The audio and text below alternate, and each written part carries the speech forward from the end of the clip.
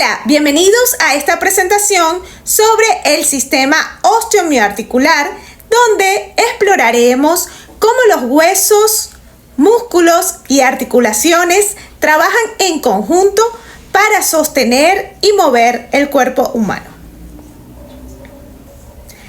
Haremos un recorrido por el sistema que sostiene y mueve nuestro cuerpo. Comencemos. El sistema osteomioarticular está compuesto por tres elementos principales: los huesos, los músculos y las articulaciones. Juntos proporcionan soporte, movilidad y protección. Este sistema es vital para mantener la postura, permitir el movimiento y proteger los órganos internos.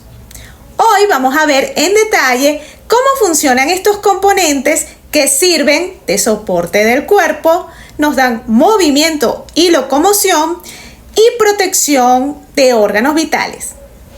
El sistema óseo se encarga de sostener el cuerpo y proteger los órganos vitales. Está compuesto por unos 206 huesos en el adulto, que también actúan como reserva de minerales, principalmente de calcio. Los huesos se clasifican según su forma: largos, cortos, planos e irregulares. Cada tipo de hueso cumple una función específica, como proporcionar soporte estructural o proteger áreas claves del cuerpo. En resumen, las funciones del sistema óseo son sostener el cuerpo, proteger nuestros órganos vitales y también almacenar minerales como el calcio y la producción de células sanguíneas o el proceso de la hematopoiesis. Dentro de los tipos de huesos tenemos los huesos largos, como el fémur, los huesos cortos, como los carpianos, los huesos planos, como las escápulas, y los huesos irregulares, que son las vértebras. El esqueleto axial está compuesto por los huesos de la cabeza, del cráneo, el cuello, el hueso hioides y las vértebras cervicales. Y el tronco compuesto por costillas, esternón, vértebras y sacro. El esqueleto apendicular se compone de los huesos de los miembros, incluidos que constituyen la cintura escapular o pectoral y la pélvica. Un tejido conectivo fibroso cubre una funda de todos los elementos del esqueleto, excepto donde hay cartílago articular. El que rodea los huesos es el periósteo, mientras que el que existe en torno al cartílago es el pericondrio. El periósteo y el pericondrio nutren las caras externas del tejido esquelético. Los dos tipos de hueso son el hueso compacto y el hueso esponjoso o trabecular.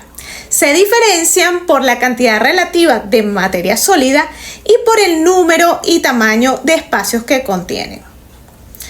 Dentro de la cavidad medular de los huesos del adulto y entre las espéculas o trabéculas del hueso esponjoso hay la médula ósea amarilla o grasa o roja, que forma también las células sanguíneas y las plaquetas, o una combinación de ambas.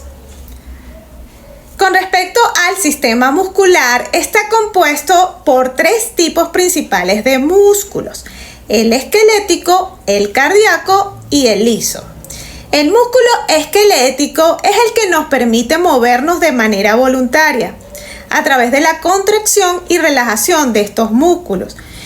Gracias a ellos podemos caminar, correr, levantar objetos y realizar todo tipo de actividades cotidianas. Los músculos también ayudan a mantenernos rectos, mantener la postura y generar calor para mantener así la temperatura corporal. Dentro de los tipos de músculos tenemos el músculo esquelético, que es el responsable del movimiento voluntario. Tenemos el músculo cardíaco, responsable del movimiento involuntario presente en el corazón. Y el músculo liso, también responsable del movimiento involuntario presente en órganos internos. En cuanto a la función de los músculos esqueléticos está el movimiento y la postura, la producción de calor y la protección de los órganos. Los músculos pueden dividirse o clasificarse según su forma y conforme a ella podemos denominarlos de la siguiente manera. 1.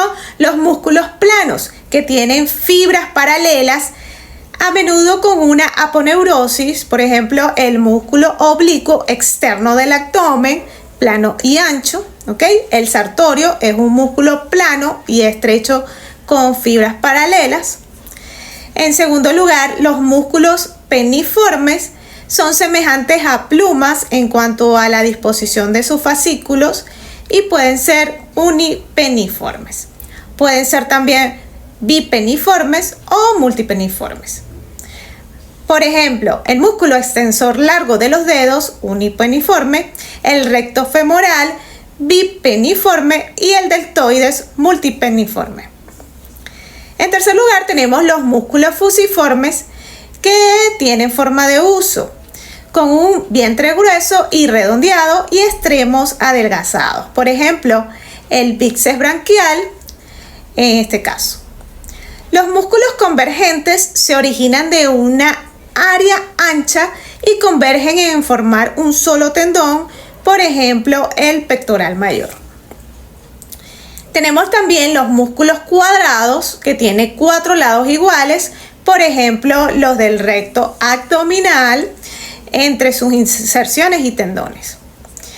Y los músculos circulares o esfinterianos que rodean las aberturas u agujeros corporales y se comprimen o se contraen. Por ejemplo, el órbico ocular del ojo, ¿ok? Cuando el movimiento de cerrar los párpados. También tenemos los músculos con múltiples cabezas o vientres que tienen más de una cabeza de inserción o más de un vientre contráctil respectivamente.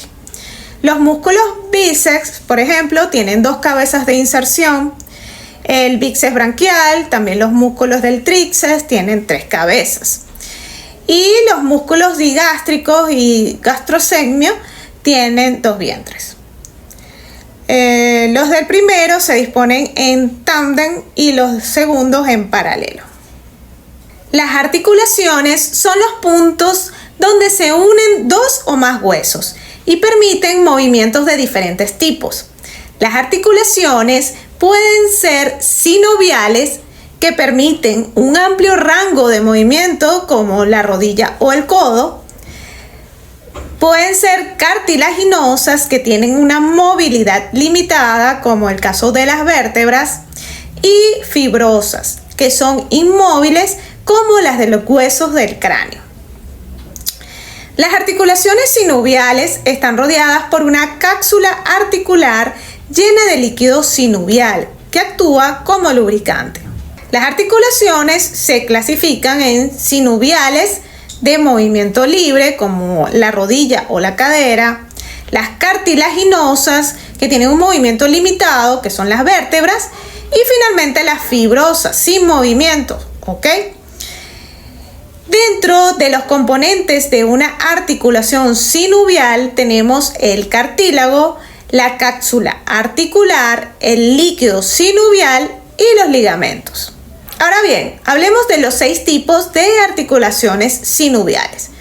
Primero tenemos las articulaciones planas, que permiten movimientos de desplazamiento en el plano de las superficies articulares. Las superficies opuestas de los huesos son planas o casi planas, y los movimientos están limitados por unas cápsulas articulares que son firmes.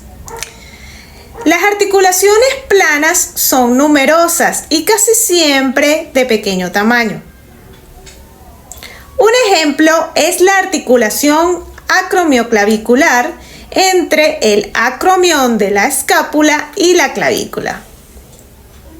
Los gíngulimos o articulaciones trocleares es el segundo tipo y solo permiten la flexión y la extensión, que son movimientos que se producen en un plano sagital, es decir, alrededor de un único eje que cursa transversalmente.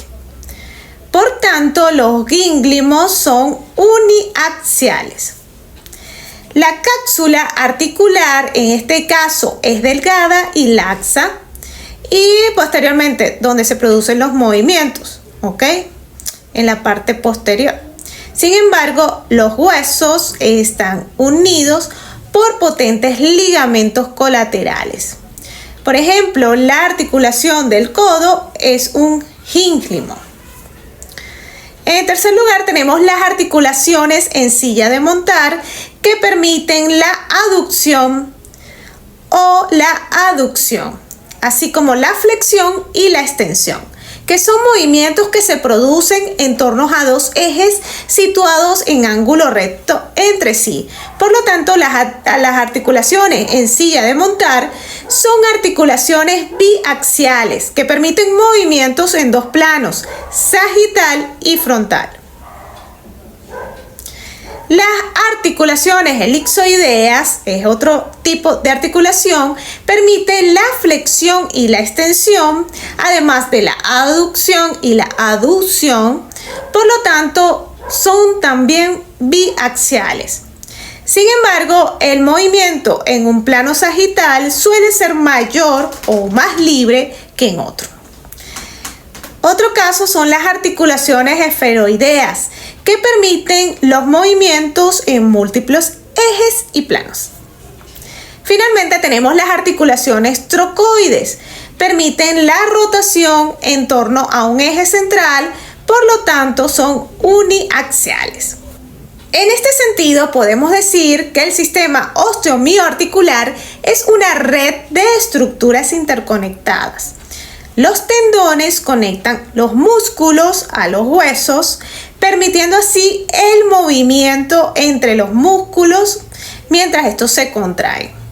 Los ligamentos, por otro lado, se conectan con los huesos entre sí y estabilizan las articulaciones. Esto nos permite realizar movimientos complejos como caminar, correr o levantar pesas. Movimientos básicos como la flexión y extensión, rotación, abducción y aducción son esenciales para nuestra movilidad diaria. Existen diferentes afecciones que pueden afectar el sistema osteomioarticular. Algunas de las más comunes son la osteoporosis, que es la pérdida de densidad ósea, y la artritis, que es la inflamación de las articulaciones.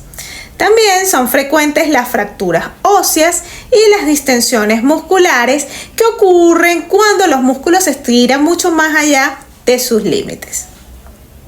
Estas condiciones pueden limitar la movilidad y causar dolor, por lo que es importante conocerlas y prevenirlas. Para mantener el sistema osteomioarticular en buen estado, es fundamental llevar un estilo de vida saludable. Esto incluye una dieta rica en calcio y vitamina D para fortalecer los huesos, y el ejercicio físico regular también va a ayudar tanto de fuerza como de flexibilidad para mantener los músculos y las articulaciones en forma. Además, es importante mantener una buena postura y evitar movimientos bruscos o sobrecargas que puedan dañar el sistema osteomioarticular. En conclusión, podemos decir que el sistema osteomioarticular es esencial para el movimiento, la protección de los órganos y el mantenimiento de la postura. Cuidarlo a través de una buena alimentación, ejercicio y medidas preventivas nos ayudarán a mantener una vida activa y saludable.